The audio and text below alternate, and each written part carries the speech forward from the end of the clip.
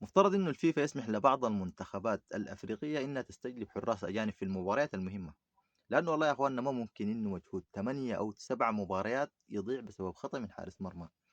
اليوم منتخب ليبيا عنده أهم مباراة في التصفيات أمام المنافس المباشر منتخب الرأس الأخضر متصدر المجموعة. مفترض إنه يفوز في المباراة دي عشان حظوظه تكون باغية للتأهل للنهائيات. مباراة في ملعبه بين جماهيره، وقدم مباراة كويسة، متقدم في النتيجة لحد الدقيقة 80. خطأ من حارس المرمى، خطأ ساذج جدا. يعني حارس الخطأ ده لو جبت طفل صغير انت خطيته في المرمى دي، انه الكرة دي بيصدها، ما محتاجة اي فلسفة. كرة تدخل بطريقة غريبة جدا، يضيع مجهود زملائه في المباراة دي ومجهود الثمانية مباريات اللي فاتت في التصفيات. الآن رسميا انه المنتخب الليبي فقد فرصة في التأهل لنهائيات كأس العالم.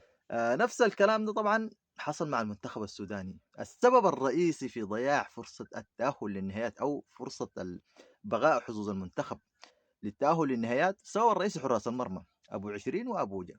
وراجعوا المباريات: مباراة منتخب جنوب السودان، مباراة السنغال، مباراة توغو الأخيرة. الثلاثة مباريات دي الحراس ارتكبوا فيها أخطاء مجزرة عديد للمنتخب السوداني، وبسببها فقدنا فرصة التأهل. فعشان كده انا بتمنى انه الفيفا يسمح للمنتخبات دي انها تستجلب حراس اجانب. بيحصل ده كارثه.